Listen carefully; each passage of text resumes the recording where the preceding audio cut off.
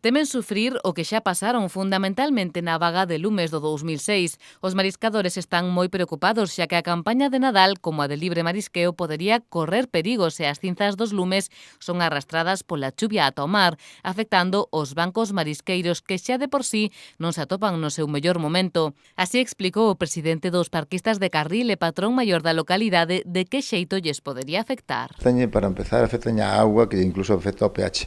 E logo, pois, tamén lle afecta ao decantarse ao fondo, pois, eso forma fangos e lodos encima do sustrato areoso, onde se producen as ameixas e berberechos, navallas e demais moluscos, bivalvos, e entonces, pois, as tofegas e produce esa mortandade. A preocupación é evidente e os máis afectados serían os bivalvos, navallas, longueiróns, ameixas ou berberechos.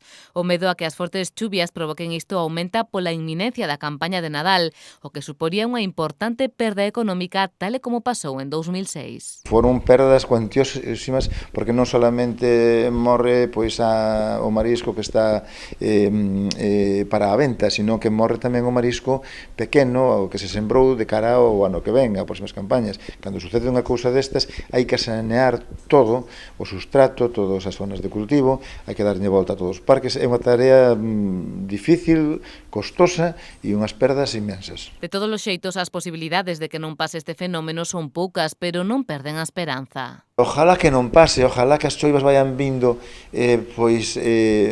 pouco a pouco e que vaya medrando a erva e que vaya creando esa capa vegetativa que ampara un pouco todo isto e mitiga pois os efectos dunha riada que podría ser ahora con estas choivas, que son propias destes tempos. Entonces, claro, que estaríamos en un problema grave. Ojalá que non chova de forma intensa e que non se produzcan estas enxurradas das que estaba a falar. Non cabe dúbida que de producirse as escorrentías estaríamos a falar dun problema enorme nuns momentos nos que os bancos marisqueiros de Arousa xa están a sufrir bastante.